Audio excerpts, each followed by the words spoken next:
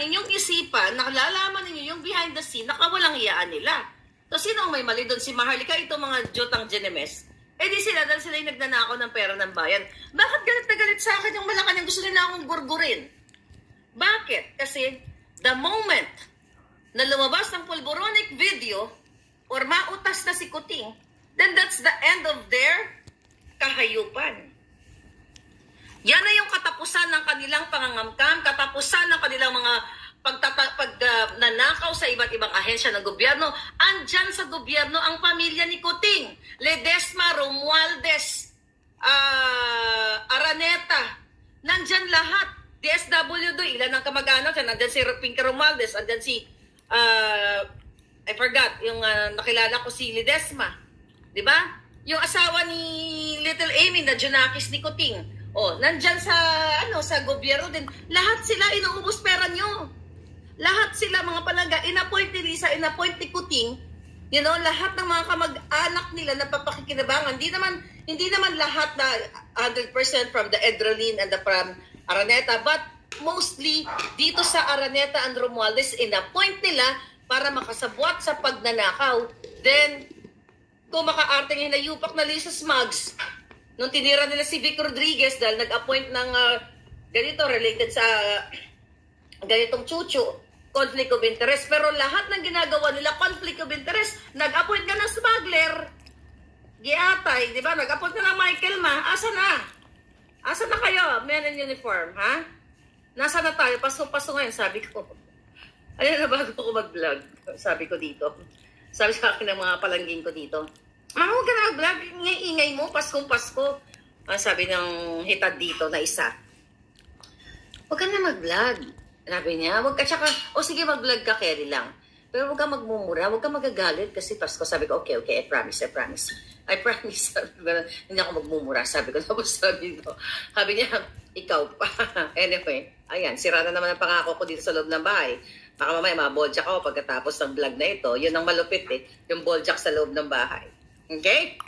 So, mga kababayan, sabi ni Uniwise, lifestyle check ang PDEA at kamag-anak Inc.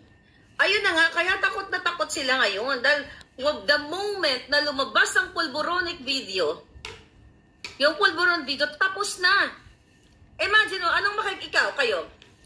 Whether you are pula ngayon na minumura mo ko, kung sino man ang sinuport, dilawan ka man o ano man yan, ano ang magiging, ito, tanong ko sa inyo, pag lumabas yung pulboron video, tapos nakita nyo si Kuting na, ganon si Kuting. Lisa, kunyari, ganon na. Lisa, more. Pulburon pa more. Ano yung magiging feeling ninyo? Ano yung una-una nyo? Sige nga, ano yung una-unang papasok sa isipan nyo? At ano yung magiging mamumutawi sa iyong bibig? Kapag nakita nyo si Pulboronic, si Kuting ay gumaganon. Pulburon pa more. Singhot. Kailangan ko ng comments yung mga palangga. Sana makita namin yung video. Okay. Ako din excited palangga. Resign, sabi ni Lucci Melchor. True, di ba? Pero, di ba sabi ko nga doon sa, in-expose ko sa inyo a few days ago, na papayag si Kuting na mag-resign. But sa kasunduan, na i-make sure nila, na kapag nag-resign siya, hindi si Sara Duterte, ang mag-take over, kundi si Tambaluslos. Yun yung agreement, yun ang gusto niyang mangyari, yun ang gusto mangyari ni Lisa Smugs. Para nga naman tuloy-tuloy. Siyempre, kung si Sara o ibang tao, let's say for example, ako, kunyari, for the heck, kunyari, sabi ni Wildflower, mag-patch, ganun daw. You'll never know. Kunyari, ako yung pumalit. Wag na para wala ng politika, kunyari lang naman. Kunyari, ako ang papalit. Siyempre, iimbestigahan ko lahat. Diba? Talagang, kung pwede nga lang, jitayin ko silang lahat. Jijitayin ko ng bonggang-bongga at nang magkapagbayad sila sa kasalanan na ginawa nila sa taong bayan. Diba? Kaya yun po ang atake ng atake kay Duterte, sa mga Duterte, para matanggal nila si Inday for whatever reason, kung ano man ang paraan na gagawin nila. Andiyan na nga yung ICC. Yun ang gusto ni Kuting at ni Lisa, na okay lang na mag-resign si Kuting later on kasi tamad nga. may nagtatantro, may moment nga siya na kapag tinatamad siya, nagkukulong siya sa kwarto. Ayaw niya lumabas, hindi niya kayang iharapin yung challenge ng pagiging presidente. Well, in the first place, hindi naman siya ang presidente, kundi si Ahas. So, yun po ang kanilang strategy or plano na si Sara, ibagsak si Sara, impeachment o kung ano man, para si Tambaluslos ang mag-take over at nang hindi makita yung mga paper trail, yung mga bakas ng kawalang hiyaan nila, yung pag-transport ng pera sa offshore account, yung pagpapanalo sa loto ng mga kisihodang pinagtatakpan ng mga mukha. Pero, sila-sila lang yan. Tignan mo, ni isa sa Senado, Kongreso, walang naglakas ng loob na imbestigahan ang every other day na nananalo sa loto. Correct. Bakit? Tama. Takot. Yes. Or nabubusala ng bunganga, lalo na yan si Chairperson Lito Lapid, dyan sa Lito Lapid, Committee on Games and Amusement. Siya dapat mag-initiate. Pero hindi nga natin nararamdaman, di ba, na siya ay senador. You challenge him. Correct. Comment kayo, Lito Walang Lapid, balita. ba si Marlica? Imbestigahan mo daw ang anomalya sa loto.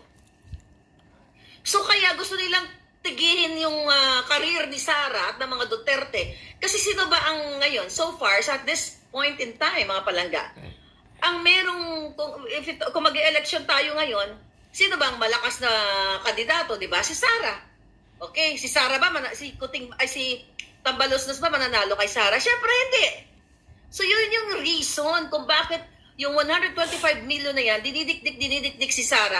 At yung SMNI, di ba, alam nyo na yan, sinuspend, tinanggalan ng platform si Duterte, si Pangulong Duterte, tinanggalan ng platform si Abadoy, si Ka Eric. Hindi pa ba malinaw sa inyo na ginagawa nila ito para sa kanila, i-secure nila ang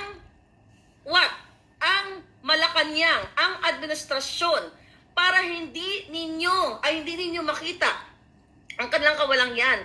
Last year pa lang, mga palangga, inaaratay na yung boses ko. Diba? Andyan yung nagkakasakit ang alindog ko, na malat ang alindog ko. Pero di ako tumitigil. Last year pa lang, in-expose ko sa inyo ang unang-una, maraming unang-una. I think December, first quarter of the year. Na si Dark Choco Lagdameo na bumili ng 1 billion na bahay sa Forbes Park. Wala pang isang taon si Kuting. Okay, yun ay nakarating sa atin, ipinadala ng ating puting ahas. Tapos ang kanyang asset is only 100 million pesos. Paano ka makakabili ng 1 billion na bahay sa Forbes Park kung ang asset mo 100 million? Negative ka pa ng 900 million. See that? Ano pa? Lahat nagbilihan ng bahay. Ultimong mga makeup artist na nakapaligid kay Lisa Smugs na ayon nga sa mga makeup artist nila ay ang hirap ng make-upan dahil showing it bells talaga. Mga makeup artist nyo sa likod. Nahihirapan ang mga makeup artist kay Lisa Smugs. Hirap na hirap ang mga makeup artist kung make-upan ka. Dahil sobrang pangit. Corduroy. Pero they're there para sa pera. Bato-bato ang mukha. Kumikita sila So yan ang katotohanan, mga kababayan. Mga makeup artists, baka kinakabahan na kayo. Baka matanggal kayo ni Lisa Smugs. Well, siguro dami yun na rin naman pera. Di ba, Jay? Ako nga naghatid ng Gucci mo, Jay, di ba? Sa iyong pondo na pinibigay ni Avel. Wala kayong maipagmamalaki. Dahil kilala ko ang mga pagkatao nyo, ang kabulukan nyo kasi witness ako. Exactly. Lahat kayo, ang Pilipinas, puro lagay, putang ina. Sanay sa pirang mga animal. Lahat, ganon, i-push mo ako dyan. Bibigyan kita ng ganito na ganyan. Bigyan ng Gucci, bigyan ka ng LV, bigyan ka ng pera, ganyan, di ba? Last year pa lang, kumita na kahit walang posisyon sa government. Jason Tiago ng PPA, 4 na bahay ang pinatayo. Wow. Dimas. Na imbornal yung Junganga. Nagtakabili ng bahay. Chief of Staff ni Sandro. Okay? At sino pa at marami pang iba, even assistant secretary sa PCSO, lahat ng mga hinayupak may mga bahay. How ka, mga kababayan, makabili sila ng bahay, ang sweldo nila, sabihin na natin itodo natin, 300,000. Okay? I believe yun ang level ng secretary, cabinet. Paano ka makakabili less than a year? Sa isang June umeso si Kuting. Nag 1 year na nakaraang June, magto 2 years na. I hope abutin pang hinayupak. So that's like what? 3 times 10 sa 300. Ayan, exaggeration na yan. That's only 3 million. Diba? Paano makakabili? Ang sweldo mo 3 million, bibili ka ng bahay na 18 million, 20 million, 100 million, 1 billion. Katulad ni Dark Choco, magkano lang ba sweldo niya? Kaya, mga palangga, talagang wala silang awa. So, kaya ngayon, gusto nila akong gurgurin. Gusto nila akong patahimikin. Kasi nga naman, pag napatahimik na nila ako, huwag kayo tumigil. Hindi halaw ng Diyos yan. Kakampi natin ang langit. Di ba? Hindi magwawagi ang demonyo, mga kababayan. Tama. Naniniwala ako na gagabayan talaga tayo hanggang sa dulo. Ipapanalo natin tong laban natin lahat. Kasi ang laban natin hindi kasamaan, kundi laban para sa kapakanan ninyo. Sabi ko nga, ano ba napapala ko dito, di ba? Ito, death threats. Lahat ng mga pangbabato nila sa akin, inalintana ako ba? Hindi.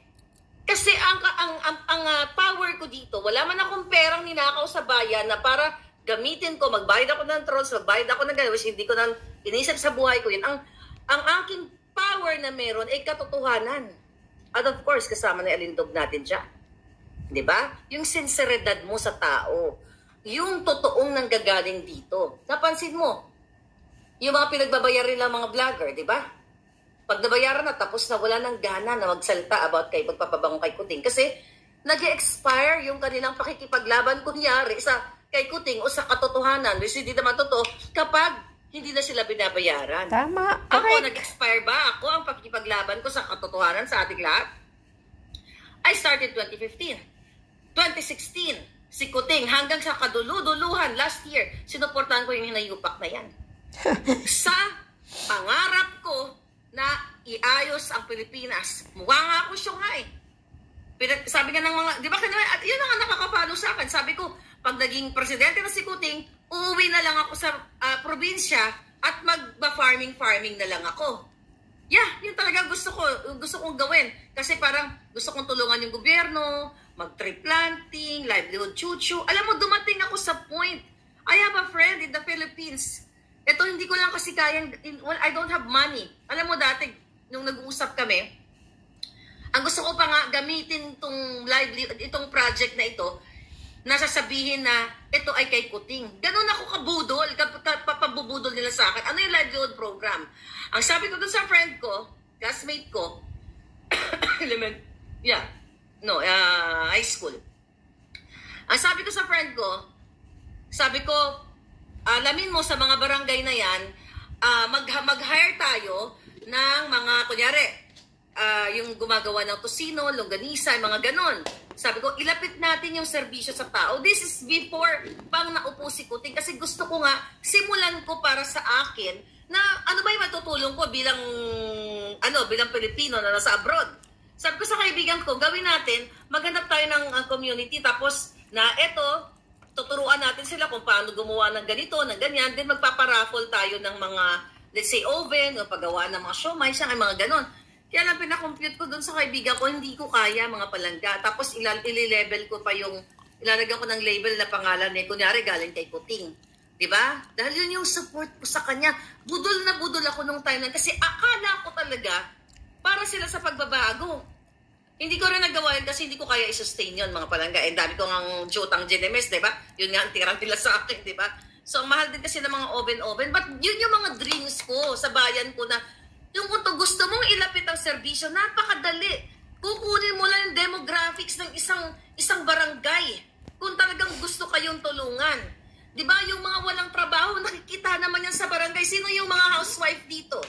Sino yung mga lalaking walang trabaho? Then ilapit mo yung serbisyo. O ano ba, carpentry? Ano ba ang kailangan dito? ibigyan mo ng skills yung mga nanay, di ba? Yung mga nanay na sa loob ng bahay, di ba, nag-aalaga ng anak, baka pwede sila magtahi-tahi, magburda-burda, o whatever, kung ano man, anything na pwede nilang pagkakitaan habang asawa nila nasa bukid o sa construction, yun yung mga gusto kong gawin sana na akala ko palangga, magagawa ko sa panahon ni Kuting, na ilalapit ko sa kanila yung mga project na yun, hindi ko kailangan gawin yun eh. Kumbaga, ito si Barangay 1, oh, Lisa, di ba, Lam? Kasi yun ang tawag ko sa kanya. My first ahas, Lam. Di ba? Ito si Barangay 1, itong kailangan nila. So dito, 200 pala dito, walang trabaho. Baka naman pwede. O, i-forward din, hindi ko kailangan gawin na ako mismo, di ba? Pwede kong, kahit nasa Amerika ako, ibibigay niyo yung information sa akin. Di ba? Barangay Pag-asa, kunyari. O, yun lang yung pwede kong maitulong kasi may pera naman yung government eh. Tama. Yung mga sinasabi ko, na mga Binubulsa na nga lutuan, eh. mga steaming na mga siopaw-siopaw, mga what do you call it? Siopaw, siomay, mga ganon. Barya lang yun sa ninanakaw ng mga hinayupak na yan. Tignan mo. 400 something billion. No, 400 Isa pa plus yan. 700 plus, ma'am. 450 billion. Yung unprogrammed funds. Yeah, At isa pa yan. Mga funds. See that? Daming mga funds. Napakasimpleng payak na pangarap ko sa mga barangay. Doable yun. Hindi kailangang mamalimos ng mga taong bayan. Every Pasko, bigyan nyo ng 5 kilong bigas, 2 sardinas, 1 noodles, yung mga ganon. Hindi kailangan mamalimos ng Pilipino kung ibibigay ang serbisyo sa kanila. Yun ang akala kong gawin ni Kuting. Kaya ganito ako palangga, gigil ako kahit Pasko. Gigil na gigil ako sa kanila dahil yung pangako nilang ibangon, hindi nila ginawa. Mukha akong syunga. Ano sabi ng mga kaibigan ko dito? O sabi ko sa'yo, mamay, talagang wag ka na magtiwala kay Marcos eh. Correct. Yung mga friends ko dito, Traidor. mga friends ko na they're busy, hindi sila nakakasama doon sa rally ko kasi they're Traidong not really animal into Marcos. politics. Pero nagbabasa sila, nakikita nila yung pangyayari. Hindi lang sila katulad ko. So yan, di ba? Tapos sabi ko nga, nagkamali ako eh. Hindi, actually sabi ko nang ganun. Akala ko ibangon, pero sila ang nagkamali. Sila ang nambudol. So yun mga kababayan. Kaya masisisi niyo ba ako kung bakit ako gigil? Gusto kong terisin na parang garapata at mga kuto yung mga ayop na yan. Dahil billions, trillions of pesos ang pwedeng ibigay sa inyo na mga programa. Ulit-ulitin ko. During the meeting de Avance, ilang mga supporter ni Kuting, supporter ko, na umiiyak, bumubulong sa akin. Doon sa event na yon, Miss Marlica, sana po makapagtrabaho na kami. Sabi ko, magkakapagtrabaho kayo niyan, antayin lang natin. Gagawin ni BBM yan. Sabi ko, so ulitin ko, instrumento ako ng kabudulan ng gobyernong ito. Kaya ayokong maging forever instrument ng pambubudol nila. The reason why I speak up, kaya nga ipinanganak ang maraming puting ahas kasi pare-pareho kaming nararamdaman. Actually, ako, maliban sa yung nakita ko ng 2 mata ko, sila on the ground. Nandoon nakikita nila, naririnig nila. Like si Attorney Glenchong. Nakita niya na sinakal yung empleyado ni Lisa.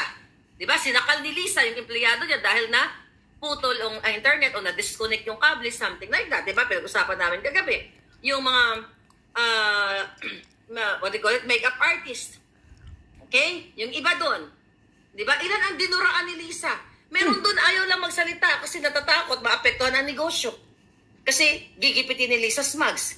O, diba? Mismo nga si Kuting, sinapak na doon sa eroplano. Correct. Harap-harapan, nakikita ng mga cabinet. Gusto niyo pa rin yung ganitong klaseng mga demonyo sa Malacanang? Again, pinupukaw ko ang inyong damdamin kung may pagmamahal pa kayo. Dahil wala pong, isa po ako, mga kababayan, isa ako sa magpapatunay sa inyo na kung vested interest lang ang ginusto ko, nakita nyo naman, nakakasama ko na yung mga nayupak na yan. Sila ang lumapit sa akin. Hindi ako lumapit sa kanila nung sila ay, hindi pa hindi pa nabubudol yung mga Pilipino, di ba? Meron pa nga si Kuting na sinend sa akin video na nagpapasalamat sa akin. Tapos ang hanapin ko lang yun sa mga susunod natin vlog papakita ko na nagpapasalamat siya. Sabi niya, Marlica, maraming salamat. Sabi niya, Oh, congratulations on your 300,000 subscribers on YouTube. Buti ka pa. Sabi niya, kami, pinapangarap pa lang namin yan. Sila nagbibigay ng video sa akin. Never ako nanghingi na, oy, Kuting, mag-video ka naman para naman maging ako, makilala ko ng mga tao. No! Kayo ang lumapit sa akin, mga niyupak kayo. Kayo ang dumikit sa kay Maharlika. Never akong dumikit sa inyo dahil wala akong kailangan sa inyo. Makakakain ako, mabubuhay ako nang hindi ako nangingi sa inyo. Kaya nga sabi ko sa inyo mga palangga, kung vested interest lang, kung gusto ko lang kumita ng galing sa pagnanakaw, hindi na ako nagsalita. Dapat nagkiskipay na lang ako kay Lisa Smugs at mag-uto-uto ka na lang para kang asong julol na tulunukin lahat ng kahayupan nila. Pero tumayo ako sa tama. Kasi hindi yun ang pangarap ko sa bayan ko. Sabi ko nga, bago sana ako pumikit sa mundong ito. Alam ko hindi natin mazizero out ang kahirapan, pero at least man lang, marami tayong maiahon na mga tao naman na deserving na gusto lang magkatrabaho. Ang daming walang trabaho. Ang dami kong nare-receive na message sa aking email, lahat, Instagram, TikTok, lahat ng Facebook. Ano magagawa ko? Wala akong power. Pero sana... Tama. Tama ka talaga, Maharlika. Kasi wala kasing malasakit ang kupal na BBM na to. Itong hinayupak na Kuting, walang pakialam kung nagugutom ang taong bayan o namatay sa kahirapan, wala siyang pakialam. Kasi hindi kasi niya nararamdaman yun eh. Ha? Lumaki kasi sa layaw itong kupal na Kuting na to. Kaya ganyan siya ngayon. Tingnan nyo. Ha? Only in the Philippines na may presidente tayong laging bangag. Ha? Hawak pala ni PRRD ang alas ni Kuting. Sige, hilain nyo pa. Ibuli nyo pa ang mga Duterte. Hintayin mo, Kuting. Malapit ka na talaga. At ikaw, Lisa Smugs, ang sarap mong tirikin, yung mukha mong butod at mukha mong budlat. Langhiya kang animal ka. Sarap mong tusukin yung tiyan mo kahit, sus, Ginoo. Nakakapanggigil ka talaga, Lisa Smugs ka. Wala kang kontintuhan sa buhay mong hinayupa ka. Jutang ina ka talaga sa Pilipinas na Lisa Smugs ka.